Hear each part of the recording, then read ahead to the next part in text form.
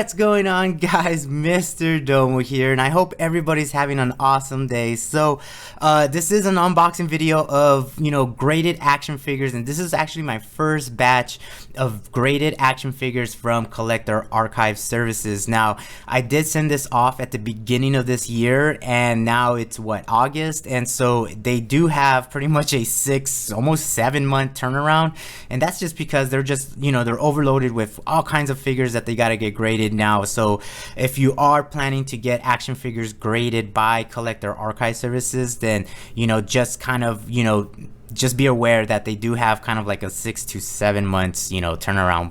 But if you need if they do have like a expedient kind of like service, so if you have if you want to get it like a rush service on it, they do have like a 7-day turnaround rush service, which is like an extra $100. So it is guaranteed to be back within 7 days, and so if you want to opt into that, they have that option. But if not, you're not worried about it, then go ahead, send your figures, but just be aware it is going to be 6 to 7 months. So kind of it's a long time to be waiting for action figures. But enough of that. So let me just show you. I got 2 action figures graded by Collector Archive Services. So the first one here, this is a vintage 1983 Hasbro G.I. Joe, and of course this is tripwire, and he's got all his accessories. He's got a backpack there with all the mines, there's tripwire there, and then he's got his file card. And that's what I love about Collector's Archive Services, is like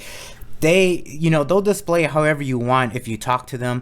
I wanted to add in the file card, and so there's his file card. So that is the first one right there, which is really dope looking. And the second one, it's just to continue on with my R2-D2 collection. I have here a Mexican bootleg. So this is a 1980s Mexican bootleg of R2-D2, which is pretty crazy looking. I mean, this guy is nuts. So right now they're in their poly bags, so let me go ahead, take them out of their poly bags, and we could take a closer look at these awesome action figures.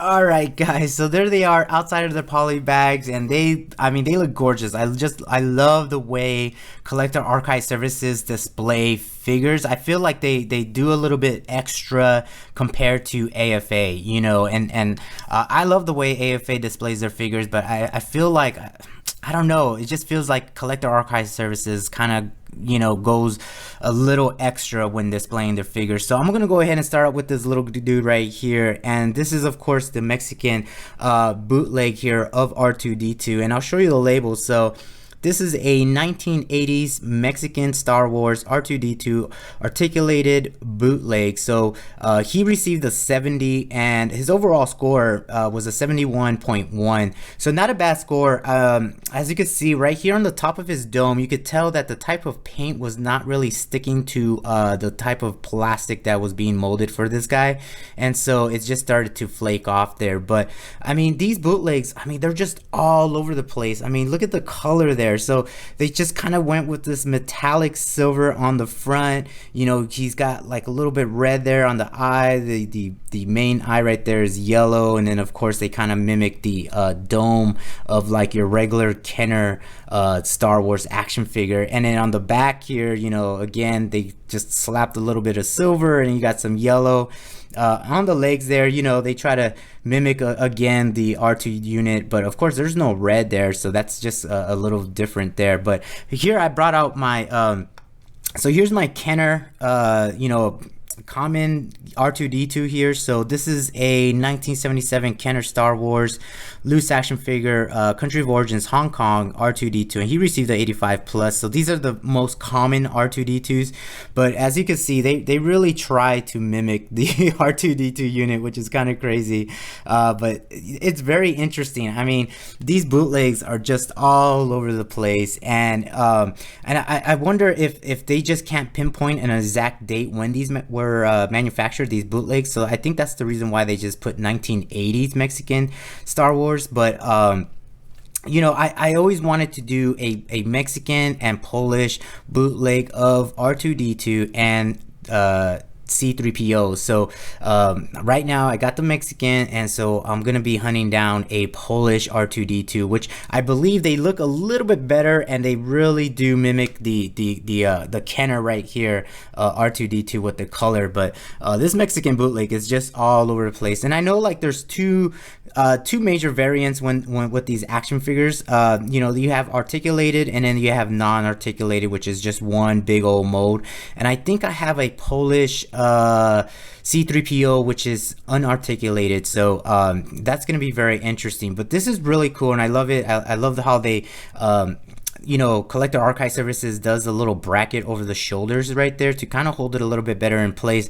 And then they do something very unique with the bottom, you know, right there at the feet. So really cool figure, and I'm really glad to get this back, and I think it looks really great. So the next one right here, so this is a you know, Hasbro G.I. Joe, and I'll show you the label here. So let's see, my camera zooms in, there we go. So this is a 1983 Hasbro G.I. Joe Series 2 tripwire mine detector with the file card, and he received an 85. So his overall score was an 86.2, which is really great. I mean, that is a really great score, and I didn't think he was going to get such a great score, but I think this is really beautiful, and I love the file card there. And you know, out of all the G.I. Joes, I mean, there's tons of G.I. Joes. The reason why I chose Tripwire was because he really mirrors off of what I did, you know, in the military.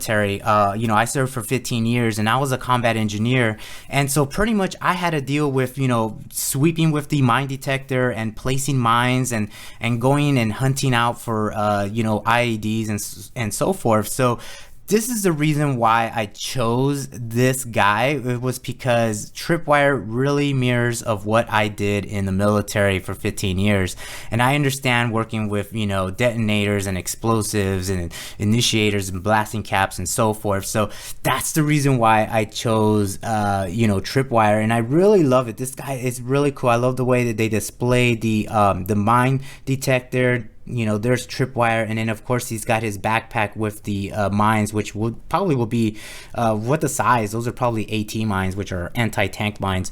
And then of course on the back here, you can see the cutout of the you know, the card back there, and then here you can see the little point right there where you would just kind of connect the backpack to his back, and then there's the mine detector. So this is a really beautiful, and like I said, I love how Collector Archive Services does this with, you know, action figures and their bio card. So you know, I really wanted to get the file card, and you know, it's very interesting. So this is a 1983, and this guy came with a 20 card back. And so the 1984, he was kind of like re-released in a different card back, and that was a 24 card back. And you know, there's actually like two variants with these guys, and I'll show you what's the variants on. So as you can see right there, his rank insignia, it's a little bit thicker, and there's one variant out there where the lines of the chevrons are a little bit thinner. And so like those are the two big major kind of variants, and I don't know if the thinner chevron lines are with the JC Penney mail-in. It was like a mail-in 3-pack, and so I believe his chevrons were a little bit thinner. But you know, Tripwire came out in multiple you know, card backs in international. You know, he was also released as a Action Force, you know, action figure in Europe. He was released in Japan as a Takara. He was released in China, India, and there's like six, I think there's 6 variants with Tripwire, and it has to do with his uniform. So like, I know this is version 1, and in version 2 he kind of had like an all red outfit, and in version 3 he kind of had like an orange kind of like tiger camouflage pattern on this guy, and in version 4 and 5 were pretty much almost the same kind of OD green with the gray uniform, and then the version 6, which was the last one, was kind of a black and white tiger stripe camouflage. So there's like 6 variants when it comes to this guy. And you know, this is, you know, he came out during the series 2, and series 1 was not very, like I said, there was only what, 20 figures released. No, actually it was 16 figures, so it was like 11 figures. There was 4 vehicle operators, and then there was 1 mail-in, which was Cobra Commander.